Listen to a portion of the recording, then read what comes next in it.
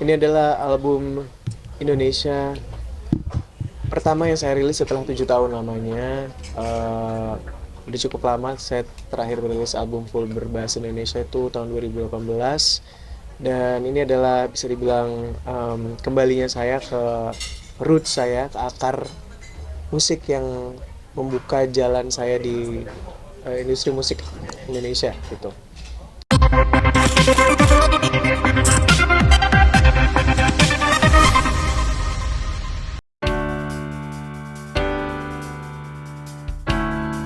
Usai melakukan perjalanan haji beberapa waktu lalu, pemilik nama Afgan Syahreza mengaku banyak perubahan yang terjadi pada dirinya.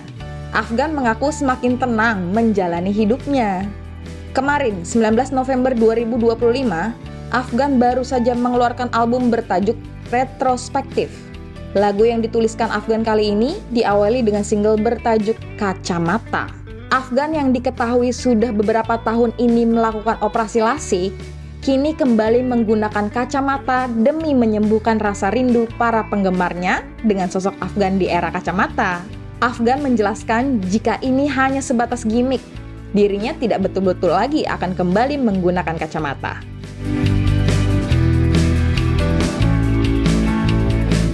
Jauh lah lebih tenang karena lebih ngerasa mungkin ya kita kan kalau misalnya di Jakarta kerja itu kita cuma mikirin duniawi ya mostly ya gitu.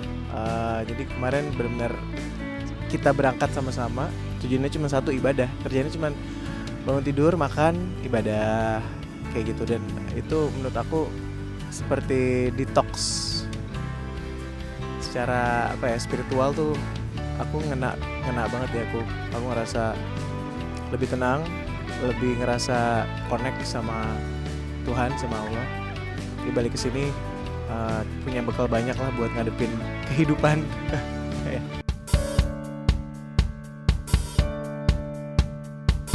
Afgan merasakan kedewasaan pada albumnya kali ini. Sebelum rilis, secara eksklusif, Afgan mengajak penggemarnya dan para awak media untuk berkeliling Jakarta sambil mendengarkan album retrospektif miliknya. First hearing ini bukan hanya sekedar promosi, sekaligus menceritakan isi albumnya tentang perjalanan hidupnya yang dirangkumnya dalam albumnya kali ini. Tidak hanya rilis album, Afgan juga mengabarkan jika dirinya kini disibukkan dengan syuting film yang akan tayang tahun depan. Meski begitu, Afgan tidak bisa menceritakan lebih lanjut film tersebut. Selain itu, Afgan juga akan berencana menggelar konser di Jakarta pada tahun mendatang. Hari ini kita lagi first hearing untuk album saya yang terbaru. Judul albumnya Retrospektif. Ini adalah album Indonesia pertama yang saya rilis setelah 7 tahun lamanya. Udah cukup lama saya terakhir merilis album full berbahasa Indonesia itu tahun 2018. Dan ini adalah bisa dibilang kembalinya saya ke roots saya, ke akar musik yang membuka jalan saya di industri musik Indonesia gitu. Dan tadi kita adain satu experience yang cukup unik, yaitu ngedengerin full albumnya pertama kali sambil menikmati pemandangan kota Jakarta di sore hari gitu. Jadi lumayan tadi seru sih, karena saya sepanjang 17 tahun saya berkarir belum pernah ada experience seperti ini. Ngeliat responnya teman-teman tadi sambil dengerin headphone, sambil ngelamun ngeliatin kota Jakarta tuh kayaknya pas banget lah sama warna albumnya gitu. Memang albumnya ini memang lebih personal, lebih bercerita, dan ya harusnya sih tadi berkesan ya. Saya sih tadi seneng banget gitu bisa ngalamin itu. 2 minggu kita selesaiin satu album. Dan di sini saya benar-benar bekerja dengan orang-orang yang belum pernah saya kerja bareng sebelumnya. Itu ada Petra Sihombing, ada Kamga, ada Bilal Indrajaya, Iqbal Siregar juga, dia yang sekarang lagi happening banget dengan lagu-lagu ciptanya dia, Alama, ada lagu Sialan, lagu-lagu yang lagi hits banget sekarang diciptain oleh Iqbal. Dia juga join di dalam project ini. Ada Randy Pandugo, dan Gerald Situmorang dari Bara Suara gitu. Jadi memang satu album ini dikerjain produsernya semua gitaris ya. Jadi saya bisa bilang album ini memang soundnya lebih maskulin dibanding album-album saya sebelumnya.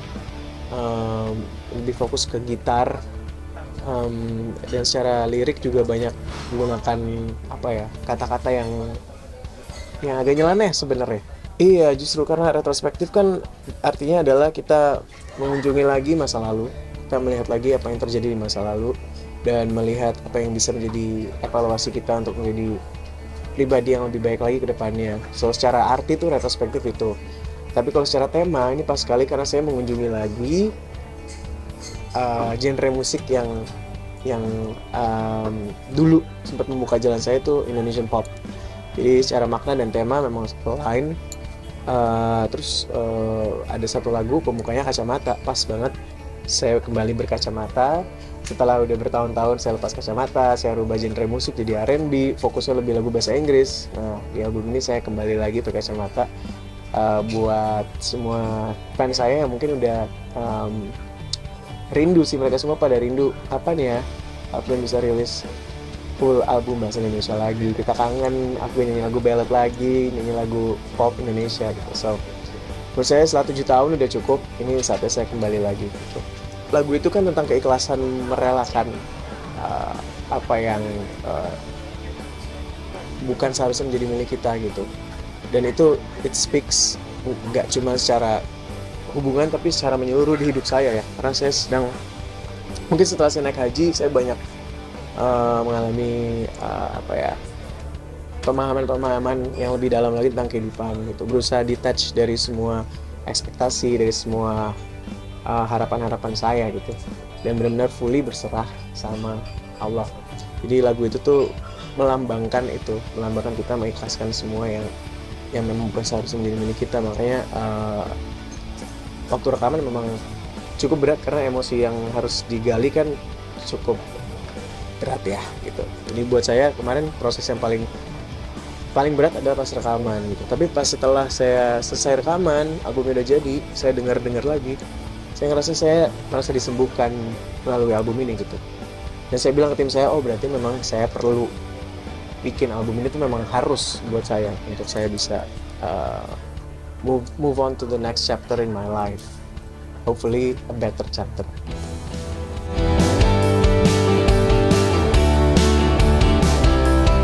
Afgan sudah menginjakkan kaki dalam dunia tarik suara sejak tahun 2008. Semua lagu yang dibawakannya hampir tak pernah ada yang gagal. Meski kehidupannya terlihat sempurna, Afgan justru beberapa kali dalam podcast menceritakan kesepiannya. Afgan sendiri tidak terlalu beruntung soal asmara. Hingga kini, Afgan masih sendiri. Dirinya tidak ingin menikah hanya karena tuntutan orang sekelilingnya. Dirinya berharap bisa menikah 1 kali seumur hidupnya dengan memilih pasangan yang terbaik.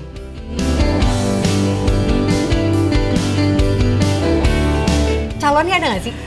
Calonnya? Kenapa gue yang excited?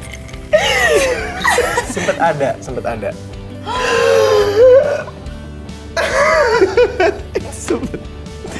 Tuh, dia juga nggak ada. Sempet ada. Cuman, aduh, ya Allah, nggak apa. Biarin mereka tahu. Iya, biarkan. Ini proses kamu. Cuman dalam relationship kan pasti ada prosesnya kayak pendewasaan and all of that kan. Sometimes you just gotta have to. You have to do it separately in order to meet again, hopefully lebih mature gitu, lebih stable lah. Karena aku ngerasa relationship dua-duanya harus mentally stable. Dan jadi ada yang jadi either salah satu jadi jangkarnya gitu loh misalnya. Ngerti nggak? Jadi ini situasi di mana dua-duanya belum bisa jadi jangkar mungkin. Not yet, but hopefully in the future. Aku sih